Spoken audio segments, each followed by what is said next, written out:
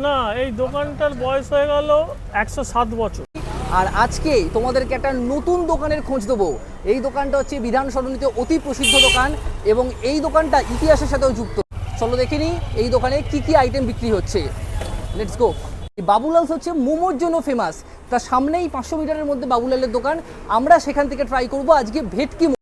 উত্তর কলকাতার মানুষ এবং উত্তর শহরতলির মানুষের সাথে প্রথম ভেটকি মোমোর পরিচয় তুমিই ঘটিয়েছো। কলকাতা চা ছাড়া জমে না, আর চা মানেই উত্তর কলকাতা। হাই বন্ধুরা, এই মুহূর্তে আমরা দাঁড়িয়ে আছি বিধান সরণি শ্যামবাজারে আমরা দাঁড়িয়ে আছি এবং আজকে আমরা চলে এসেছি এমন একটা দোকান। এই দোকানটা শুধুমাত্র তার কিন্তু তেলে ভাজার জন্যই জনপ্রিয় নয়, এই দোকানের সাথে ইতিহাসও জড়িয়ে আছে। সেটা কি ইতিহাস, সেই ইতিহাসের খবর তোমাদের দেব। তবে সেই দোকানের নামটা ঠিক ক্যামেরার উল্টো দিকেই আছে। আলাপ করাবো সেই দোকানের কর্ণধারের সাথে এবং জেনে নেবো সেই দোকানের ইতিহাস। তো চলো যাওয়া যাক, সেই দোকানের কর্ণধারের সাথে কথা বলে নেওয়া যাক। চলো।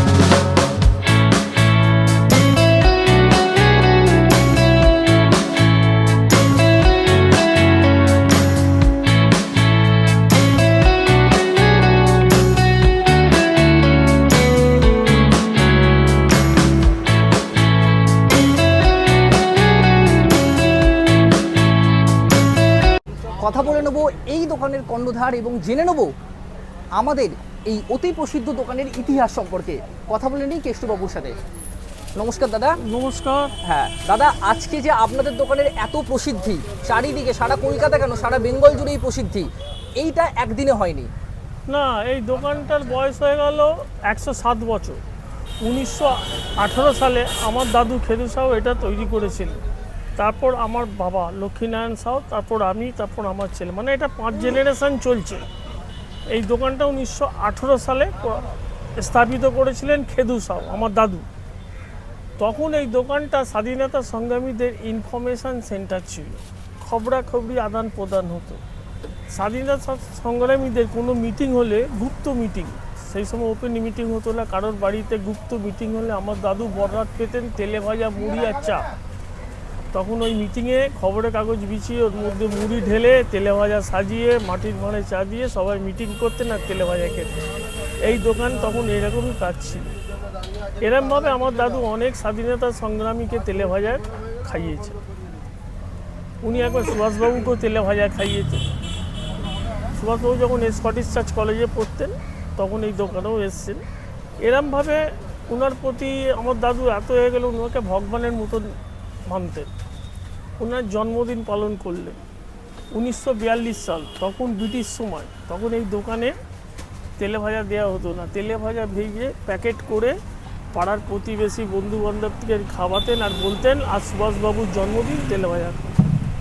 যখন 1947 সালে দেশ স্বাধীন হলো, 1948 সালে এই দোকানে বোর্ড লাগিয়ে 23শে জানুয়ারি নেতাজির জন্মদিবস উপলক্ষে তেলে ভাজা ফ্রি। সেই ট্রেডিশনটা এখনও 2025 অবধি করছি, আর যতদিন দোকান থাকবে ততদিন চলবে। এই মুহূর্তে আমাদের হাতে চলে এসছে 4 ধরনের চপ। এই 4 ধরনের চপ দেখুন, এটা হচ্ছে পনির চপ, পেঁয়াজি, আমের চপ আর সোয়াবিনের চপ। এই 4 ধরনের চপ আজকে আমরা টেস্ট করব এবং টেস্ট করে জানাবো চপের কোয়ালিটি কেমন। আমি প্রথমে একটু পনির চপটা টেস্ট করছি, ভাঙছি, দেখাচ্ছি। পনিরের পরিমাণ তো বাহ, পনিরের পরিমাণ খুব ভালো আছে, বাহ। আমি টেস্ট করছি পনির চপটা।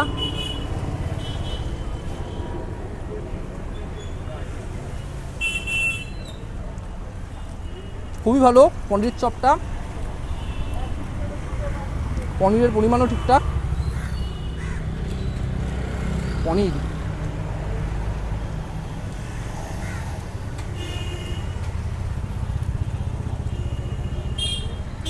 এখানে চপের সাথে একটা বিশেষত্ব হচ্ছে এদের চপের সাথে স্যালাড দেয়, যেটা অন্য দোকানে আমি দেখিনি।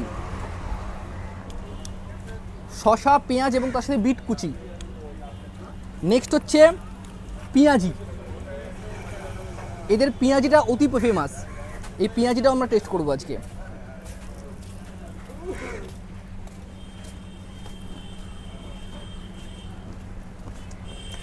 পেঁয়াজিটা রেকমেন্ডেড, মাস্ট ট্রাই পেঁয়াজিটা, অসাধারণ খেতে পেঁয়াজিটা।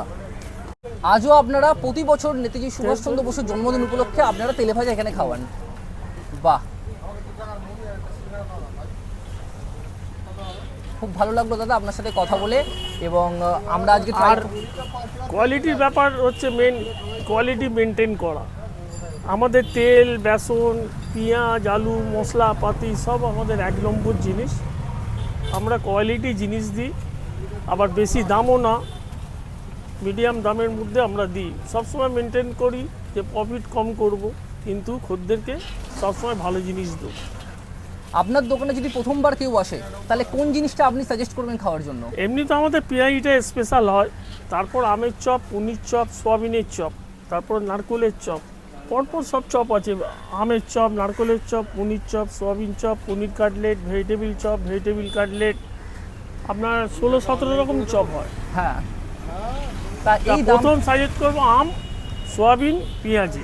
পেঁয়াজি তো আমাদের দোকানে স্পেশাল কোথাও পাবেন না। সকালে ফুলুরি হয়, ডাল বড়ার মতন ফুলুরি হয়, ফুলুরি কোথাও পাবেন না। এই মুহূর্তে আমার হাতে চলে এসেছে আমের চপ এবং সয়াবিনের চপ। একটু আগেই তোমরা দেখতে পেলে শুভঙ্করদা খেয়ে রিভিউ দিল অলরেডি 2 ধরনের চপ। এবার আমি খেয়ে রিভিউ দেবো আমের চপ এবং সয়াবিনের চপটা। চলো একবার শটে আনো ক্যামেরাটা, একবার ভেঙে দেখি, জাস্ট ভেতরটা স্টাফিংটা দেখুন বন্ধুরা। চলো এবার একটুখানি খেয়ে দেখি।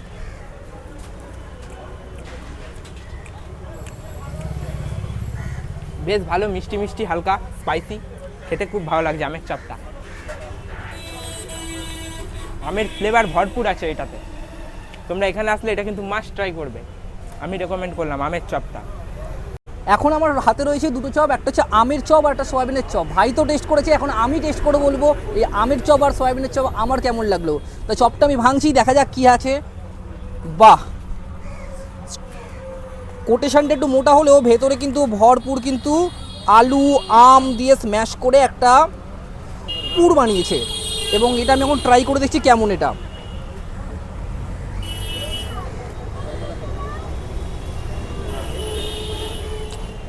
আমের একটা সেগমেন্ট তো পাচ্ছি আমরা, এবং তার সাথে হচ্ছে মিষ্টি মিষ্টিও আছে, যেটা ভাই বললো। সন্ধ্যে স্ন্যাক্স হিসেবে এগুলো হচ্ছে মাস্ট রেকমেন্ডেড। এবং এখানে তার সাথে আমরা স্যালাড আছে, স্যালাড হিসেবে শসা, পেঁয়াজ, বিটকুচি সব কিছুই দেয় এরা। এবার হচ্ছে সয়াবিনের চপ। আলু সয়াবিন দিয়ে একটা স্ম্যাশ করে একটা স্টাফিং করেছে, দেখি খেয়ে কেমন।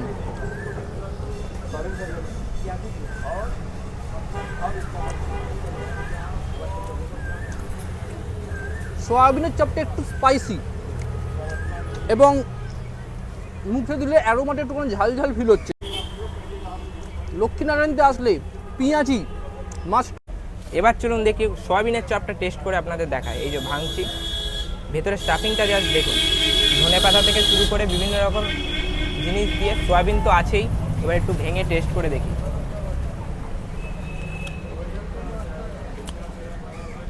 না, এটাও খেতে বেশ ভালো। এই চপটা কিন্তু কোনো দোকানে পাবেন না কলকাতা, এটা শুধুমাত্র এই লক্ষ্মীনারায়ণ সাউ অ্যান্ড সন্সেই পাবেন আপনারা। আসলে কিন্তু এটা মাস্ট ট্রাই করবেন, খেতে বেশ ভালো। টাইমিংটা একটু বলে দিন। হ্যাঁ, দোকানের টাইমিং হচ্ছে সকাল 7টায় খোলে, 12টা অবধি পাবেন আপনি ভাজা।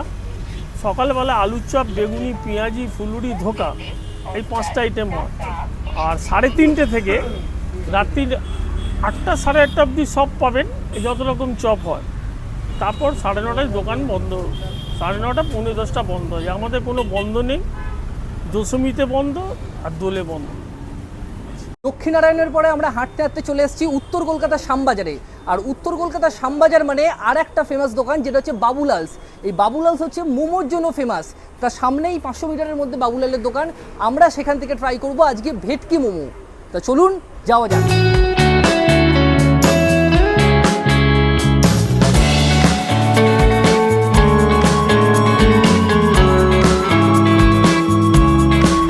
কলকাতার শ্যামবাজারে সেই ফেমাস দোকান বাবুলাল, আর সেই বাবুলালে আজকে আমরা ট্রাই করব ভেটকি মোমো। আসুন।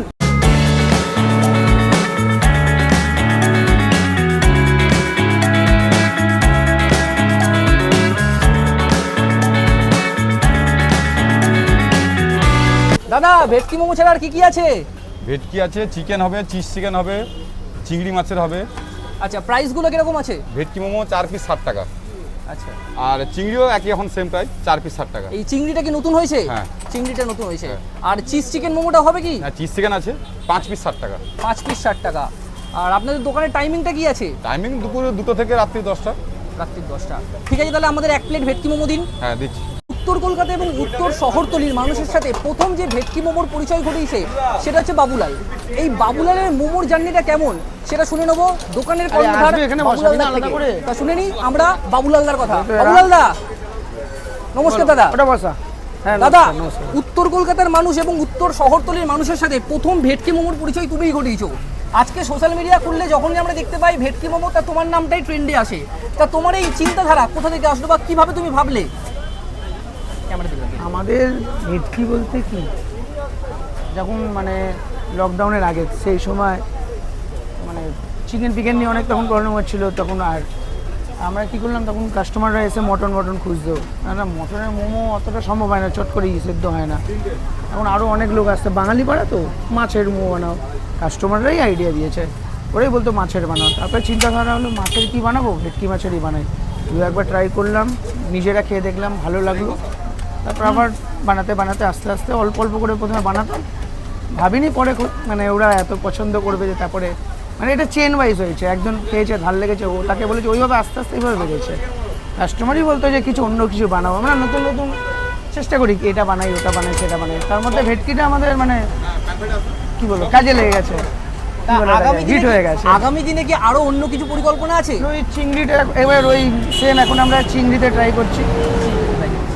এখন আমাদের এই চিংড়ি মাছ তৈরি হচ্ছে, প্রত্যেক দিন হয় না, মেনুতেও লেখা নেই, মাঝে মাঝে বানাচ্ছি, কাস্টমার খাচ্ছে, খেয়ে ওরা রিভিউ দিচ্ছে ঠিক আছে, পরের দিন আবার ওটা আলাদা রকম করে বানাচ্ছে, নিজেরা খাচ্ছি। কিছুদিনের মধ্যে তুমি দেখবে চিংড়ি মাছও আমাদের মানে মেনুতে চলে আসবে, অ্যাভেলেবেল হয়ে যাবে ওটা। তো তোমার ভেটকি মোমোটা রেগুলার কত প্লেট করে সেল করো তুমি? ওই যায় আমাদের তো দুপুর 2-2:30টার সময় খোলে, 7-8টা অবধি থাকে। তার মধ্যে মানে তোমার দোকানের টাইমিং হচ্ছে 2টো থেকে 8টা, টাইম 10টা অবধি, তার মধ্যে শেষ হয়ে যায়। এই মুহূর্তে আমার হাতে চলে এসছে সেই বিখ্যাত ভেটকি মোমো। দেখতে পাচ্ছি 4 পিস রয়েছে, তার সাথে 2 রকম ক্যাচআপ দিয়েছে, আর একটা হচ্ছে আপনার স্যুপ দিয়েছে। তা এখন আপনাদের টেস্ট করে দেখাবো এই মুহূর্তে বাবুলালের সেই বিখ্যাত ভেটকি মোমো। Let's try.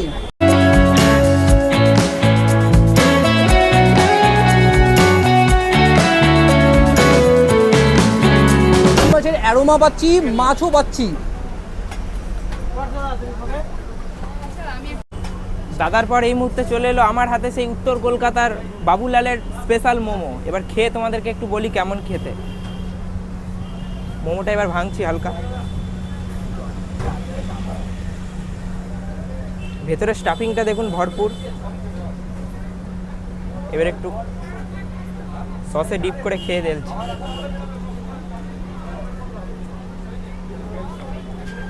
বেশ ভালো খেতে, ভেটকির ফ্লেভার ভরপুর আসছে। এবার একটু স্যুপটা ট্রাই করে দেখি।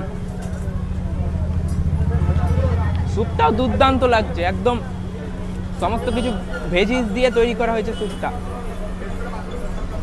বেশ ভালো লাগছে। উত্তর কলকাতা শ্যামবাজার অঞ্চলে আসলে একবার ট্রাই করবেন এই বাবুলাল থেকে মোমো। সত্যি খেয়ে প্রাণটা 100 ভরে টাকা গেল। করে দাও। যা শুনেছিলাম টোটাল কটা ফাইন গেছে গো? শুনিনি। আপনারাও আসুন, আপনারাও ট্রাই করুন এই বাবুলালের ভেটকি মোমো। বাবুলালের বিখ্যাত মোমো, এবং যারা এখানে প্রতিনিয়তই মোমো খান এবং যারা খাওয়ান তাদের কিছু আমরা কথা শুনে নেবো। তাই এখানে একজন আছেন, আমরা তার থেকে জেনে নেবো এই মোমো তিনি কতদিন ধরে খাচ্ছেন এবং তার কেমন লাগছে। দিদি নমস্কার, বলছি আপনি যে মোমোটা খাচ্ছেন সেটা কতদিন ধরে খাচ্ছেন? আমি লাস্ট 2 বছর ধরে এখানেই আসি। আচ্ছা, আর আমার এই মোমোটাই বেস্ট লাগে। আমি এখন খাচ্ছি চিজ চিকেন মোমো, আর আমার এটাই মানে এই দোকানে এটাই বেস্ট লাগে। আচ্ছা, ভেটকি মোমোটা ট্রাই করেননি? হ্যাঁ, ভেটকি মোমোটাও খেয়েছি, ফার্স্ট টাইম খেয়েছিলাম, বাট আমার এই চিজ চিকেনটা বেশি ভালো লাগে ভেটকি মোমোর থেকে। এনারা তো নতুন একটি মোমো নিয়ে আসছেন, চিংড়ি মোমো। তা ভবিষ্যতে কি এই মোমোটা ট্রাই করবেন আপনারা? হ্যাঁ, অবভিয়াসলি করবো, কেন করবো না। তবে আপনারা শুনেই নিলেন, আমরা তো খেলাম এবং যারা খাচ্ছে তাদেরকেও জিজ্ঞেস করলাম যে এখানকার মোমোর কোয়ালিটি এবং কোয়ান্টিটি যথেষ্ট ভালো। তা শ্যামবাজারে আসলে আপনাদের অবশ্যই আসতে হবে বাবুলাল, আর বাবুলাল মানেই ভেটকি মোমো, মাস্ট ট্রাই। তা তোমার দোকানের লোকেশনটা একটু বলে দাও। লোকেশন বলতে শ্যামবাজার থেকে খান্নার দিকে 4-5টা দোকান পরেই, এপিসি রোডের ওপরে। তাহলে আমরা বলতে পারি রূপা হোটেলের ঠিক উল্টো দিকে। রূপা হোটেলের উল্টো দিকে। আমরা যদি খান্না থেকে যদি আসতে শুরু করি গোলবাড়ির দিকে, আমার ডান দিকে রূপা হোটেল পড়বে এবং তার উল্টো দিকেই তোমার দোকান বাবুলালদা। ওই ওপারে রূপা রয়েছে, রূপার উল্টো দিকে বাবুলালদা। পরপর সব খাবারের দোকানগুলো আছে, এমনি তৃপ্তির সামনেও বলতে পারো বা রূপার উল্টো দিকেও বলতে পারো। তা আপনারা যখন শ্যামবাজারে আসবেন এবং শ্যামবাজারে এই ভেটকি মোমো খেতে আসবেন বাবুলালদার দোকান, তখনই কিন্তু অবশ্যই দেখতে পাবেন আপনার ডান দিকে পড়বে রূপা হোটেল, আর রূপা হোটেলের উল্টো দিকেই সেই বিখ্যাত ভেটকি মোমো বাবুলালদার ভেটকি মোমোর দোকান। তা আপনারা যখন আসবেন ভেটকি মোমোটা কিন্তু মাস্ট ট্রাই। উত্তর কলকাতার শ্যামবাজার, আর এই উত্তর কলকাতার শ্যামবাজার চায়ের জন্য একটা ঠিকানা আছে, সেই ঠিকানাটা আজকে আপনাদের দেবো। এখন এই মুহূর্তে আমরা রয়েছি ফড়িয়াপুকুর, আর এই ফড়িয়াপুকুরে রয়েছে একটি ফেমাস চায়ের দোকান। কোনো নাম জানার দরকার নেই, কালে কালে লোকের মুখে মুখে ফেমাস হয়ে গেছে। সেখান থেকে আজকে আমরা ট্রাই করব লেবু চা। লোকেশনটা বলে দিচ্ছি, ফড়িয়াপুকুর থেকে আপনার প্রিয়া হোটেলের দিকে আসবেন, সামনেই পড়বে কোঅপারেটিভ ব্যাংক, অ্যান্ড কোঅপারেটিভ ব্যাংকের উল্টো দিকের গলিতেই রয়েছে এই চায়ের দোকানটা। সেখান থেকে আমরা এখন ট্রাই করতে চলেছি লেবু চা। Here we go. এই মুহূর্তে আমার হাতে চলে এসছে সেই বিখ্যাত লেবু চা, আর এই লেবু চা খেতে হলে আপনাদের অবশ্যই আসতে হবে ফড়িয়াপুকুর। আর এই ফড়িয়াপুকুরের ঠিক উল্টো দিকেই রয়েছে প্রিয়া হোটেল। এই প্রিয়া হোটেলের গলিতে ঢুকবেন, কোঅপারেটিভ ব্যাংকের উল্টো দিকের গলিতেই রয়েছে এই চায়ের দোকান। সেখান থেকে আজকে আমরা ট্রাই করছি লেবু চা। কলকাতা চা ছাড়া জমে না, আর চা মানেই উত্তর কলকাতা।